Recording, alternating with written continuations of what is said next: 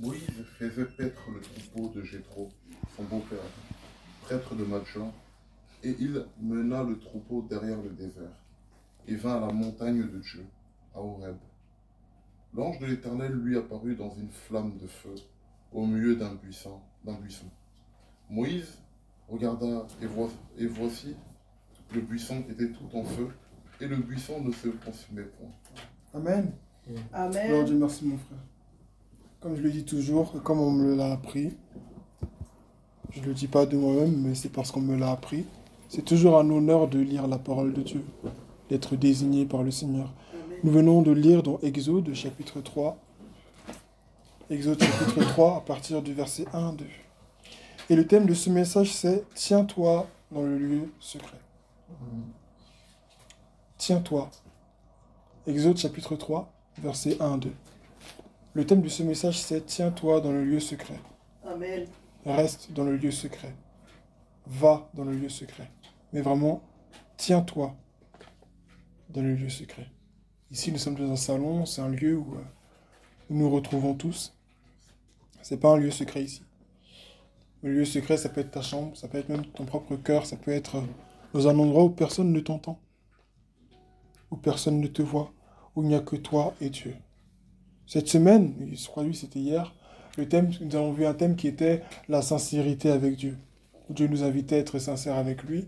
Et la sincérité, en fait, devait nous rappeler, en fait, aussi que lorsque nous sommes sincères avec Dieu, nous sommes pleinement ouverts, nous sommes pleinement disponibles au Seigneur. Amen. Nous ne lui cachons plus rien, mais nous sommes là, simplement, prêts à être utilisés par lui. La sincérité nous apprête et nous rend utilisable entre les mains de Dieu. Amen. Amen. Ce matin, le thème, comme le Seigneur me l'a dit, c'est « Tiens-toi dans le lieu secret ». Pourquoi j'ai parlé de la sincérité? Parce qu'il y a un élément dans ce passage que le Seigneur m'a montré hier soir. Et peut-être qu'il m'a déjà permis peut-être de le dire une fois, mais il veut que je revienne là-dessus aujourd'hui. On a eu l'habitude de parler de Moïse qui est devant le buisson ardent, etc., etc. Mais le Seigneur, ce matin, il voudrait te parler du buisson en lui-même. Alléluia. Amen. Le buisson était déjà sur la montagne, quand Moïse est venu le trouver. Les buissons, ce sont des trucs qu'on dépasse tous les jours. C'est des tout petits arbustes avec des toutes petites branches et des toutes petites feuilles. Et on passe devant, c'est une belle décoration, bof, et puis c'est pas vraiment quelque chose qui a de l'importance pour nous. Mais ici, dans ce lieu secret, Dieu a choisi de se révéler à Moïse au travers de ce buisson-là. Dieu s'est servi de lui pour se révéler à Moïse. Moïse était un berger, comme nous l'avons vu ici. Et Dieu aurait pu passer par n'importe quoi pour lui parler. Quand vous lisez l'histoire de la Bible, vous lisez à un moment donné l'histoire du prophète Balaam et un autre homme qui s'appelle Balak. Et en fait, ce qui se passe, c'est que, je crois que c'était un roi, bon, peu importe, le prophète Balaam est invité à maudire le peuple d'Israël, à maudire le peuple de Dieu, à maudire Moïse et le peuple. Et en fait, ce qui va se passer, c'est que lorsqu'il sera en route pour aller, il va arriver à un moment donné où l'ange de Dieu va se tenir devant lui. Un ange va se tenir devant lui et pour l'empêcher d'aller. Et à un moment donné, ce qui va se passer, c'est que l'ange maintenant va donner la parole à l'âne qui est avec lui, parce qu'il avait un âne lorsqu'il partait. Et l'âne va se mettre à parler. Il va dire, mais pourquoi est-ce que tu me tapes, est-ce que tu m'obliges à aller, etc. L'âne aussi commence à parler au prophète pour l'avertir. Pour dire que quoi? Dieu aurait pu utiliser encore une fois une des brebis que Moïse guidait, comme d'habitude, paissait, merci, pour lui parler, mais Dieu ne l'a pas fait. Dieu voulait que Moïse se rende sur la montagne pour lui montrer quelque chose qu'il n'avait jamais vu. Et vous savez, l'extraordinaire de Dieu, la toute-puissance de Dieu se manifeste souvent au travers des choses qu'on estime pas très importantes. Mais là, il fallait être dans le lieu secret pour le savoir. Ce buisson était là, sur la montagne. Et Dieu attendait que Moïse soit là pour se révéler à lui au travers de ce buisson. Alléluia. Il est écrit ici que le buisson ne se consumait pas. Amen. Amen. Le buisson va te représenter toi et moi ce matin. Lorsque le Saint-Esprit est vu en nous, ce n'est pas pour nous détruire. Amen. Amen. C'est pour notre bien. Il n'est pas là. Ce feu n'était pas là pour détruire. Habituellement, quand vous voyez un buisson, vous voyez qu'il perd ses feuilles. S'il est enflammé, toutefois. Il perd ses feuilles et les branches deviennent toutes noires. Des fois même, elles se carbonisent, elles même disparaissent aussi parce qu'elles ne supportent pas le feu. Mais ici, ce feu n'était pas là pour emmener la mort, mais pour conserver la vie. Amen. Imaginez un peu, entrons un peu dans cette histoire. Et le Seigneur me rappelait ce qu'il m'avait montré les années passées par rapport à ce passage lorsque j'étais dessus.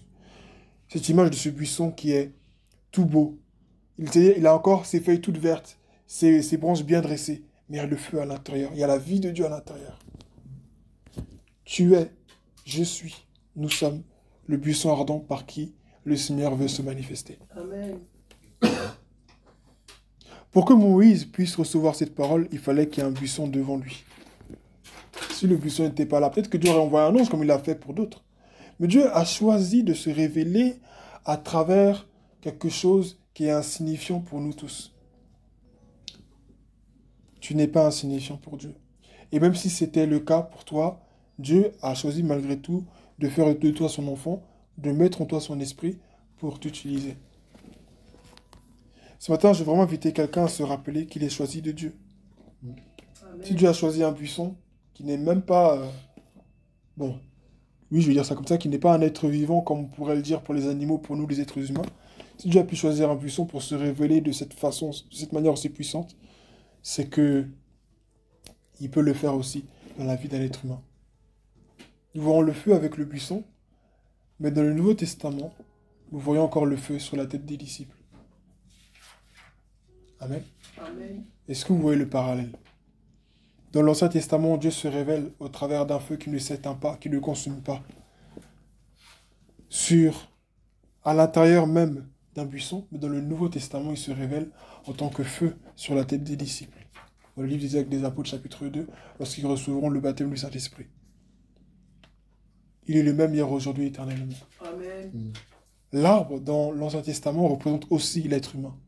Quand vous voyez dans le livre de Psaume, chapitre 1, il dit « Il est comme un arbre planté près d'un courant d'eau. » Pourquoi? Parce que Dieu a créé l'homme à partir de la terre. Et Amen. l'arbre aussi sort de terre. Donc, ce mystère-là, Dieu veut nous le révéler ce matin. Tu es comme un arbre dans la présence de Dieu, que Dieu veut embraser, que Dieu veut enflammer, que Dieu veut remplir de son feu. Mais tu dois être dans le lieu secret. Il y avait un rendez-vous ce jour-là. Et vous savez, Moïse est comme une âme que Dieu t'envoie pour lui donner une parole. Toi, tu es là dans le lieu secret, tu cherches Dieu, tout d'un coup, parce que plus tu cherches Dieu, plus la présence de Dieu, elle n'est pas juste en toi, mais elle émane de toi. Cette présence de Dieu, ça devient, comme on aime le dire dans notre jargon entre nous, l'aura. C'est-à-dire, tu dégages quelque chose que les autres n'ont pas. Tu dégages quelque chose. Et le monde spirituel connaît cela. Les sorciers connaissent cela. Le monde connaît cela. C'est dommage que les enfants de Dieu, nous ne connaissons pas ce genre de choses. Notre identité. Est-ce que tu sais qui tu es? Est-ce que tu sais que tu es comme un arbre dans la présence de Dieu? Tu es comme un buisson dans la présence de Dieu. Si la Bible dit dans Psaume 1 que tout ce qu'il fait lui réussit, il porte son fruit en sa saison, il est comme un arbre planté près d'un courant d'eau. Seulement à cause de l'eau, il porte du fruit. À cause de l'eau, il est excellent. Qu'en sera-t-il à cause du feu? Qu'en sera-t-il à cause du feu? Je veux t'inviter ce matin, le Seigneur veut m'inviter ce matin à nous tenir dans la présence de Dieu. C'est dans la présence de Dieu que nous allons recevoir de lui les instructions dont nous avons besoin. C'est dans sa présence que nous allons recevoir les paroles, les instructions, les révélations. Souvent, nous sommes là avec des situations que nous traversons, nous disons, mais Seigneur, mais ça, je ne comprends pas, je ne sais pas comment je vais faire. Au moment où tu dis ça, ça révèle en fait juste que tu n'es pas au bon endroit. Tu n'es pas là où tu devrais être. Ce soir, comme tout à l'heure après le culte, tu peux entrer dans ta chambre et tu peux te tenir dans la présence de Dieu. Je ne suis pas en train de dire que dès que tu vas venir, boum, il va avoir plein de révélations. Dieu peut le faire s'il veut. Mais c'est à force de te tenir. Ce buisson était là pendant un long moment avant que Moïse vienne le trouver. Mais c'est un jour que Dieu a choisi de mettre le feu sur lui pour se révéler à Moïse. C'était tellement incroyable pour Moïse, parce que Moïse, il a l'habitude de voir des buissons, parce que quand tu es berger, qu'est-ce qui se passe? Des fois, en fait, tes brebis, ton troupeau, ils vont peut-être se bloquer une patte dans un buisson, ou peut-être qu'ils voudront peut-être manger un peu les feuilles. Il va se passer plein de choses. Donc Moïse savait ce que c'était un buisson, c'était pas quelque chose de nouveau pour lui. Mais il n'a jamais vu un buisson qui n'est pas consumé par le feu. Ce n'est pas possible. On dit, aujourd'hui, on parle de combustion. La combustion, c'est ce qui s'enflamme. Quand tu mets du feu sur du bois, le bois, il va s'enflammer. Tu mets du feu sur du tissu, ça va s'enflammer. Comment ça se fait que là, ça ne se consume pas? Il n'y a pas de combustion. Il n'y a rien. Vous voyez, il est encore beau, il a encore un arbre bien, c'est un arbre bien dressé. Tout est là. S'il y a des fruits dessus, tout est là. Mais ça ne se consume pas. Oui, le feu traverse les feuilles et tout. C'est à l'intérieur. Mais ça ne se consume pas. Dieu a voulu se révéler au travers de ce buisson pour montrer à Moïse que je suis Dieu. C'est moi qui ai créé le monde.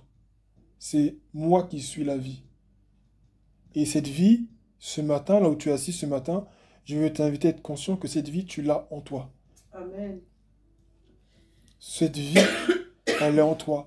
Et quand tu vas commencer à obéir à ce Saint-Esprit qui est en toi, des fois, tu vas pas comprendre les décisions qu'il va te demander de prendre. Mais sache que jamais Dieu te dira de faire quelque chose pour ton mal. Jamais. Jamais, jamais, jamais. Quand Dieu va te dire, arrête de parler à telle personne, ou bien donne-moi plus de temps. C'est vrai, tu vas à l'école, étudie, travaille, fais tout ce que tu dois faire, mais je veux que tu me donnes du temps. Aujourd'hui, c'est vrai, tu vas au travail, mais cette fois-ci, prends un temps de jeûne et prière. Oui, mais Seigneur, mais moi, d'habitude, à midi, je mange avec mes collègues, et aujourd'hui, on devait se voir pour faire un truc. Dieu veut te dire, prends un temps de prière devant moi. Mets-toi à part. C'est bien de dire Dieu m'a mis à part, Dieu m'a mis à part, mais il y a des exigences. Et ces exigences-là, il faut savoir que Dieu va venir vers nous pour nous exiger des choses, pour nous les réclamer, pour dire j'attends de toi ceci, j'attends de toi cela. Mais si nous ne voulons pas nous consacrer, il y a des choses que nous ne verrons jamais. Jamais. Tous ceux qui sont venus pour que nous soyons ici aujourd'hui, c'est vrai, Jésus il a payé le prix, mais il faut dire aussi que nos pères dans la foi aussi, ils ont payé un grand prix. Aujourd'hui, on dit on est une église de maison, oui, mais c'est parce que derrière, beaucoup de gens ont prié. Et même dans cette ville, nous l'avons beaucoup dit ici, nous le répétons. Ici, les chrétiens ont été tués, ont été torturés, ont été battus, ont été persécutés, brûlés vifs. Et nous qui sommes ici, nous ne sommes pas le fruit du hasard. Ne pensons pas que nous sommes là, nous faisons quelque chose de nouveau. Des gens ont intercédé, ils ont jeûné au Seigneur pour dire Seigneur, n'oublie pas notre travail. Seigneur, n'oublie pas ce qu'on a fait pour toi. Seigneur, n'oublie pas. Seigneur, ils étaient là, dans le feu des seigneurs. Je sais que tu es fidèle.